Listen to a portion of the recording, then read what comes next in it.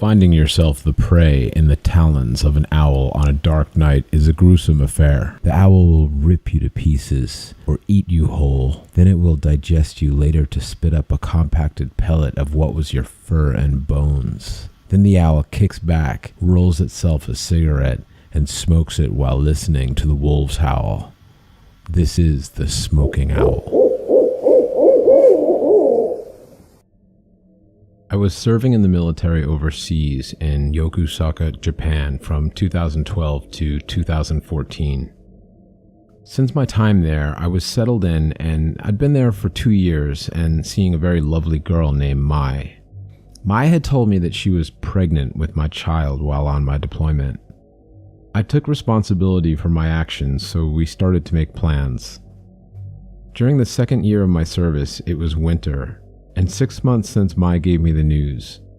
My ship had been in dry dock for a year, and each ship, depending on how big the ship is, had a handful of duty sections. This is a group of crew members who watched the ship and took care of it while the rest of the crew was off. So it was my section's turn to watch the ship.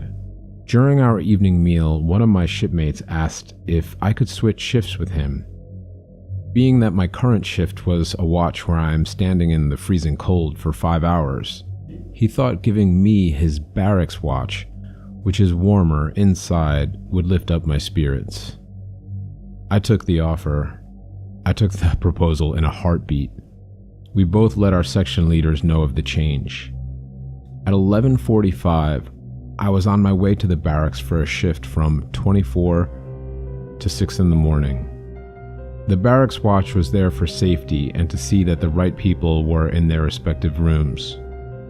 I arrived right on time with 5 minutes to spare.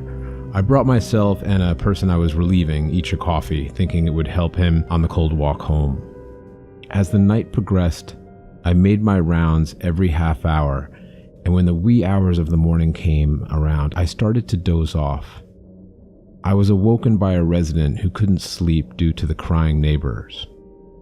"If you can get that girl back in her room to keep quiet, I won't tell the supervisor that you were sleeping," he muttered, as if I didn't have a choice. The barracks was 3 floors high and usually full of people.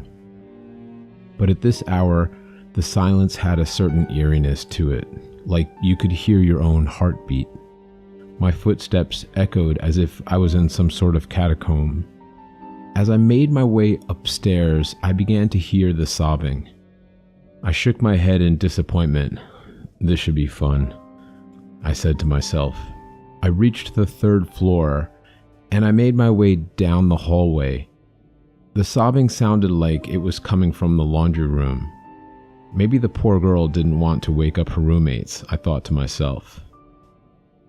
As I made my way into the laundry room, the sobbing was low, like she was trying to hide it. I stepped forward. "Miss, are you okay?" I whispered. I turned the light on, and I saw a young girl sitting on the floor facing the wall, leaning on the washing machine. I asked again, "Miss, are you all right?" I put some strain on it so she may hear my voice over her sobbing. I still waited for a response, but I got nothing. It was late and I was tired, and getting impatient, I got closer to her. "Hey lady, are you all right? I think you should call it a night," I yelled as I walked even closer. Just as I did, the girl sprung up quickly. She had sick, dark eyes and greasy hair. She didn't look happy, like I ruined her crying game. Before I could open my mouth, she let out an ear-shattering scream, and it just kept climbing in pitch. I got closer to shut her up, but the noise was too much.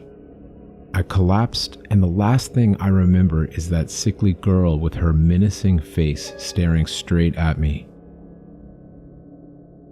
All of a sudden, I woke up in the office where I watched the cameras. I wrote it off as a bad dream, maybe from eating takeout, but I felt different.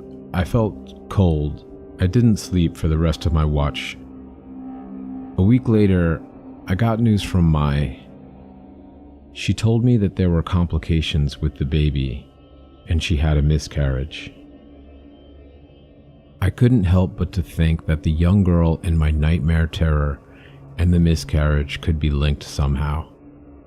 I'm back in the States now, and this experience has left a major impression on me.